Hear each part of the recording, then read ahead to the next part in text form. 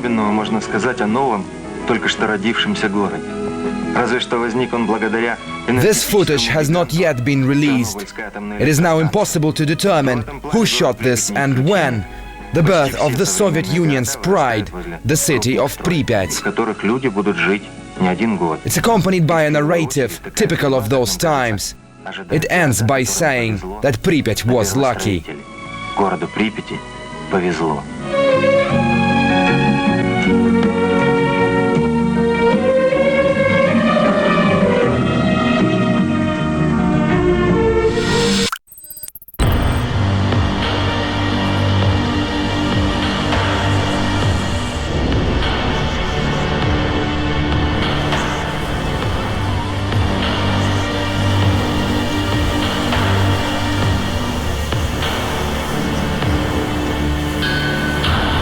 The word Chernobyl became known worldwide shortly after the 1986 blast. But the little town with this name was situated some 15 kilometers away from the station and had a population of just about 10,000 people. Meanwhile, it is this place, some 3,000 meters from the Chernobyl nuclear power plant, which up to this day serves to remind about the extent of the tragedy. Pripyat. We take a walk along the streets of the ghost town in this documentary.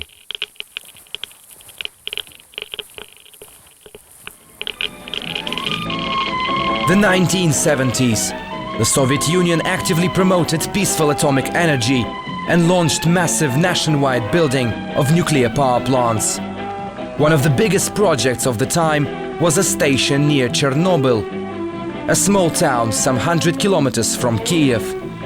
By the mid-1970s, Ukraine's first nuclear power station was already up and running, creating tens of thousands of jobs and a new residential area, Pripyat.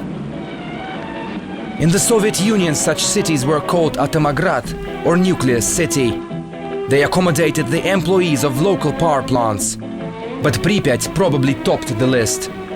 Home to more than 50,000 people, most of whom worked at the Chernobyl station, it was regarded as the city of the future, almost a residential role model for the Soviet Union. On several occasions, Pripyat was awarded the Best Architecture and Planning Prize. But this communist paradise changed on one warm spring day, April the 26th, 1986, when an explosion destroyed the reactor of the nuclear power plant, what was later described as history's biggest man-made disaster.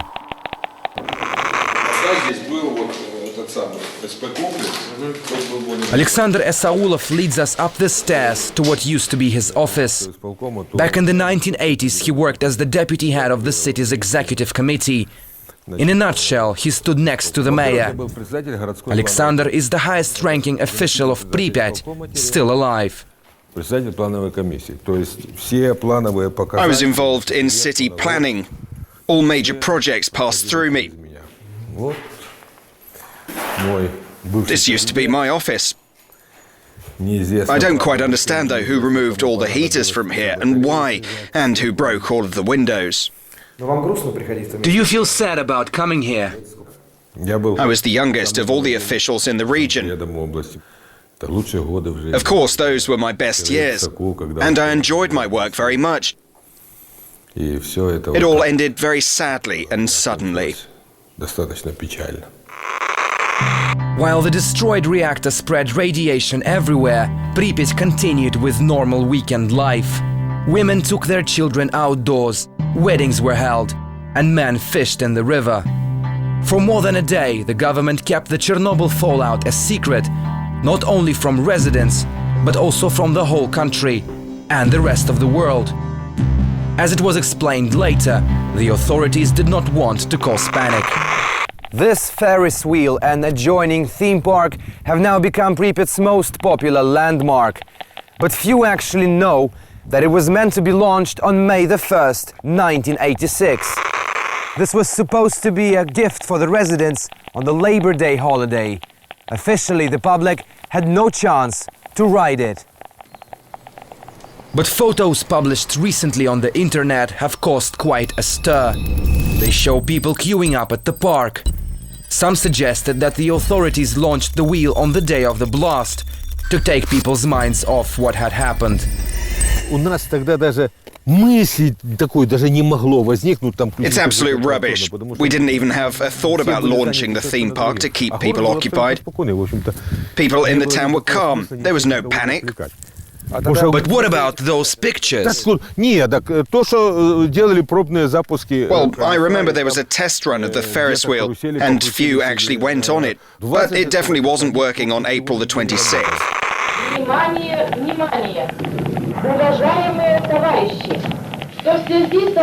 Within 36 hours of the blast, the evacuation of Pripyat kicked off. For years, many have lashed out at the authorities as to why the decision was taking so late, a question which still irritates Alexander, one of the organizers of the operation. Those who ask the question don't quite understand what it takes to evacuate as many as 50,000 people. You simply can't do it in 1 hour or in 2 hours.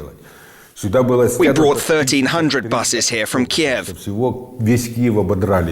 had to inform people, bring them together, and in the first place we had to understand whether we actually needed the evacuation. Even specialists in the first stages didn't know whether the reactor was destroyed. The same power which created Pripyat, in the blink of an eye turned it into a no-man's land. By sunset on April the 27th, the town had been completely evacuated, paving the way for a mass exodus from the whole area. Pripyat wasn't the only place to be abandoned forever. This only looks like just another hill, but in fact I'm walking on what used to be a house. People used to live here. The village of Kopachi, right next to the nuclear power station, had to be buried underground, not to let the radiation spread. It still remains unclear how large the doses of radiation were during the period residents were exposed to the harmful rays. But clearly it was enough for thousands to permanently damage their health. Alexander Krutov, one of the first TV journalists to be allowed into the 30-kilometer exclusion zone, remembers the fear of an invisible threat. We were having a cup of tea at Pripyat a few days after the blast, when I saw a small mouse running across the floor. Suddenly she fell over and continued moving on her front legs, as if her back legs were crippled. I asked one of the liquidators what had happened to her. He looked and said she'd had too much radiation. The impact on the environment was immense. A strip of forest next to Pripyat was burnt by a wave of radiation and turned red. Up until this very day, it remains an area with the highest level of radiation. This river here is also called Pripyat, and in fact it gave the town its name. Its beaches were once crowded, but it seems to have the same fate. It has become the final destination, a graveyard for these ships.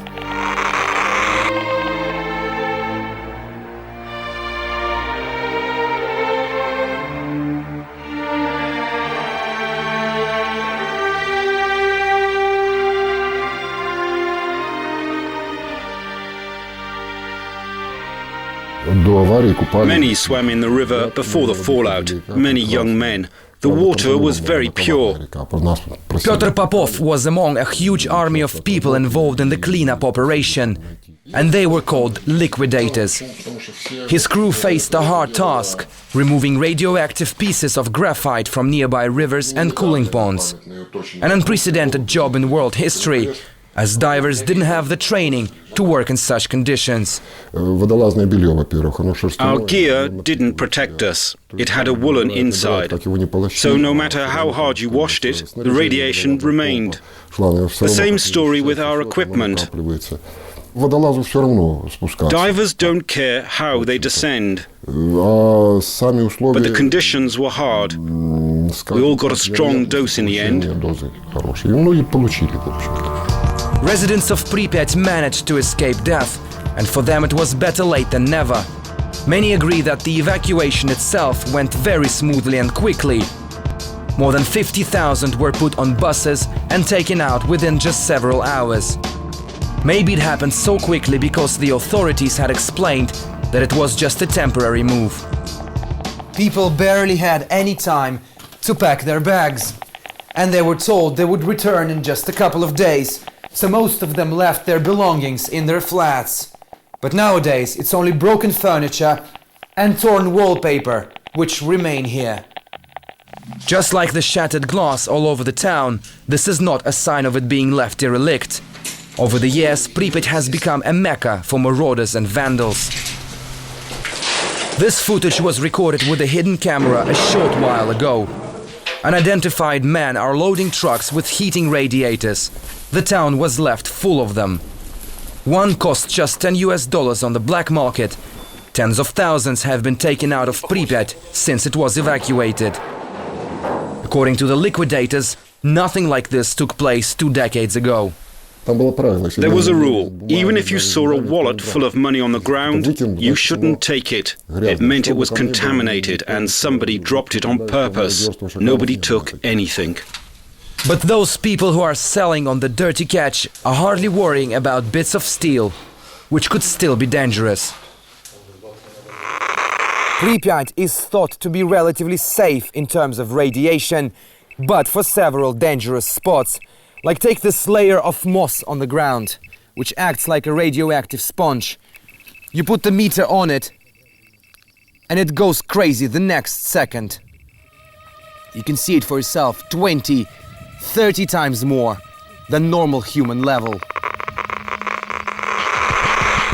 It may seem to be something of a threat, but it has become one of the ghost town's tourist attractions. Something which gives the thousands who come here from across the world a thrill. Those who lust after a post-apocalyptic experience. Many want a souvenir from the ghost town, and in other cases, they want to leave something behind. 2 decades passed since the fallout, and all of a sudden, strange, grim-looking figures appeared on the walls of the ghost city.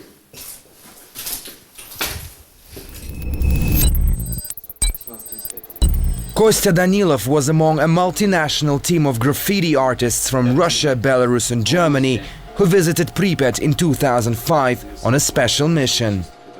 On our way there, we thought we would draw our own concepts, something we usually draw in our cities. But when we went there and saw Pripyat, we changed our minds. I usually draw colorful, happy things. But the atmosphere changed my plans. This shadowy figure of a girl in Pripyat's tallest apartment building was his first work. For the first couple of hours, I felt lost in the dead streets. I went into houses, deserted flats. I saw the elevator shaft and suddenly pictured this little girl pushing the button. I didn't think we were doing something bad. We went there and breathed a little bit of life into that dead city. Kostya didn't know at the time that it was his first and last trip to the zone, as his team is now banned from entering it. What he saw as a noble cause, even though met thumbs up from many of his generation, did not find much appreciation from those who lived there. Do people draw pictures on tombstones? Do people steal iron crosses from graveyards?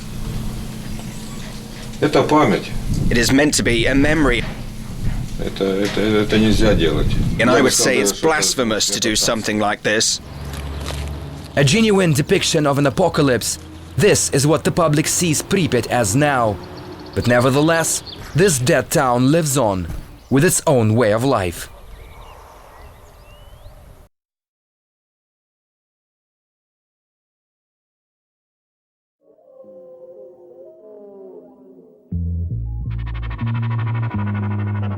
По-прежнему клюет великолепно, грибов в лесу море, ягод тоже. Я лично уверен, что атомная станция не испортит этих природных условий.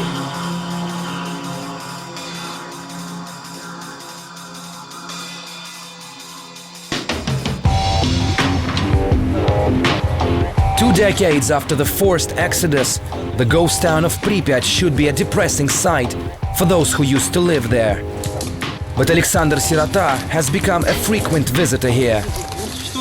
How often do you come here? More and more recently. We have many projects here. Many people want to visit Pripyat, and we provide assistance for them. Many want to know about their homes. Alexander was only 10 when he was among the 50,000-odd evacuees from Pripyat. In the last decade, his camera has clicked thousands of times in what used to be his hometown. He shoots empty buildings and the world's quietest streets. Every trip has a special meaning. You know, I don't come here just to take photos. It still feels like home. I spent my best childhood years here. I liked it here. And even those who've never been here before come and feel the calm. So they want to come back here. Tourism is tourism, of course, but what do you think attracts people to come here? People have different reasons. Some want to see what an apocalypse could look like. Some want to feel the history. For some it's their childhood, like the atmosphere of the Soviet Union has been preserved. But for me, it's more important not why they come here, but what effect it has on them. Nowhere else in the former Soviet Union can one see so many symbols of the long-gone giant in one place. And when it was alive, Pripyat was what the Soviet leadership wanted all of their cities to be like. But it was different in many respects. Most of its facilities were financed not from the state budget, but from separate sources, allocated for the so-called restricted cities, where military and nuclear industry workers lived. These shopping trolleys were once filled with groceries, and like most of the Soviet Union, Pripyat never had any shortages in food supplies. Practically everything was available to its residents, and local stores like this one never saw long queues.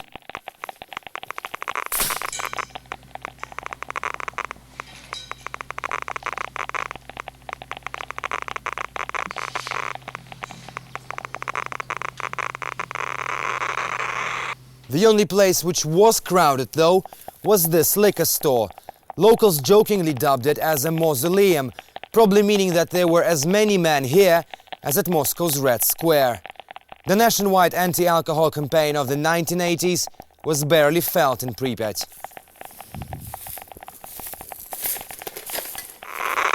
Виталий Александрович Леоненко, помните, главврач больницы, признался, что медслужба города с самого начала была готова встретить во всеоружии любые неожиданности. Любые. Но вот демографического взрыва не ждал никто. Строители города это застало врасплох. The birth rate in Pripyat was higher than all of Ukraine. If I remember correctly, the Republic's average coefficient was 17 per 1,000. And we had more than 20. Pripyat was a young city with an average age of 26.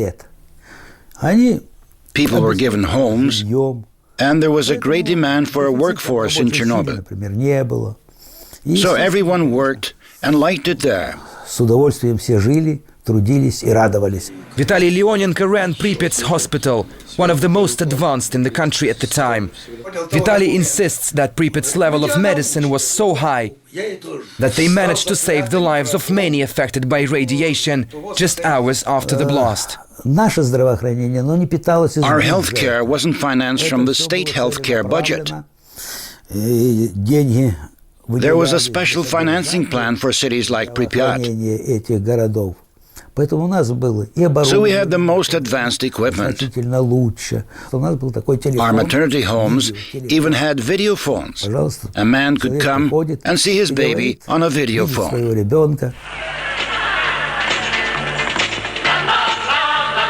And that wasn't the only thing which Pripyat could boast about. It seemed that the best of the bunch came here, the strongest, the smartest, and the most talented. Alexander took us on the stage of what used to be a local theater. The rotten floorboards and crumbling walls pose a danger to visitors, so this site is no longer open to tourists. Alexander remembers Pripyat's drama classes. It seemed that half of the town was involved in cultural life.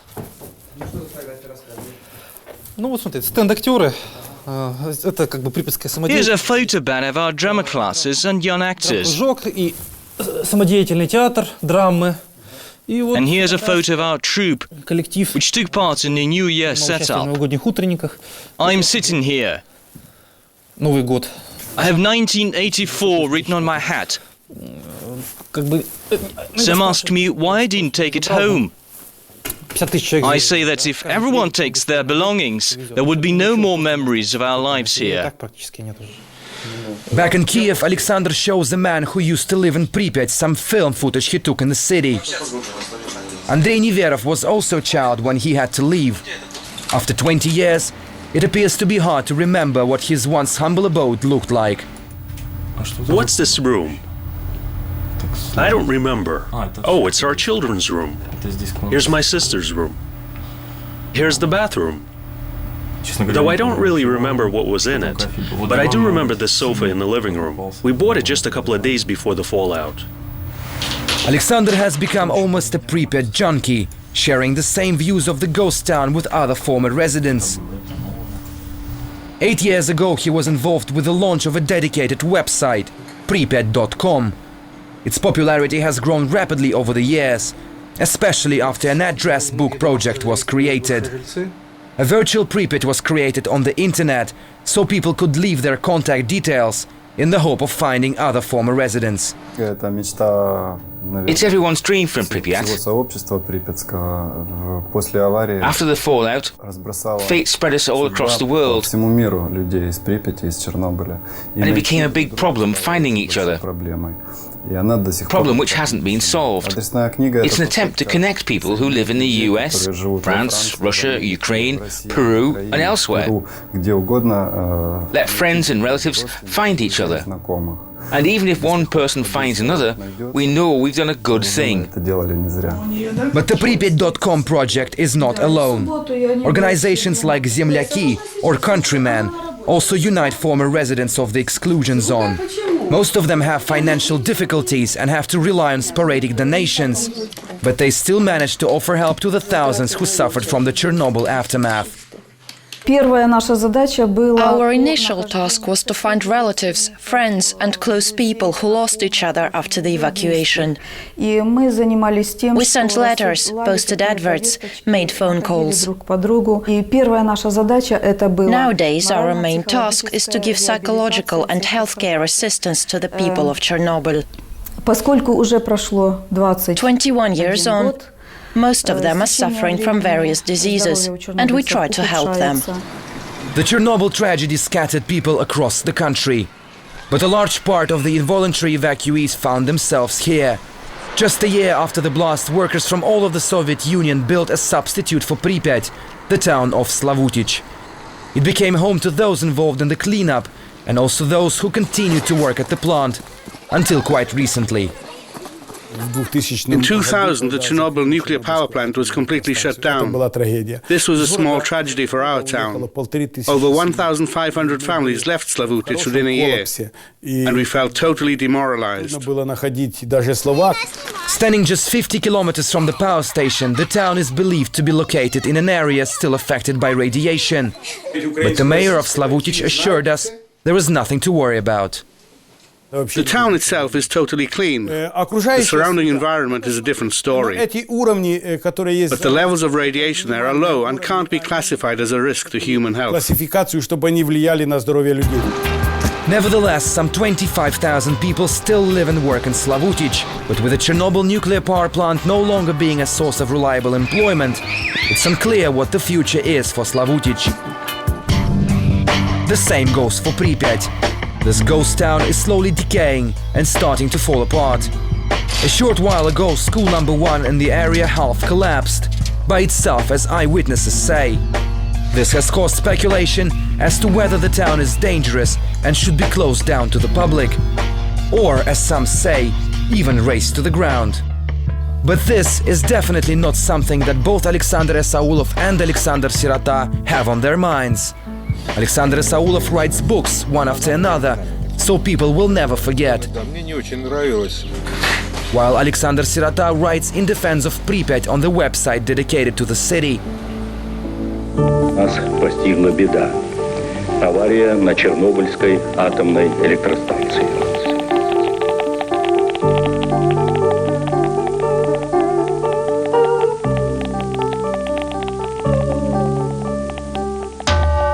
Those who in the 1980s called this nuclear city their home believe that it must remain intact for as long as possible, at least as a monument to make the world realize the high price of human error.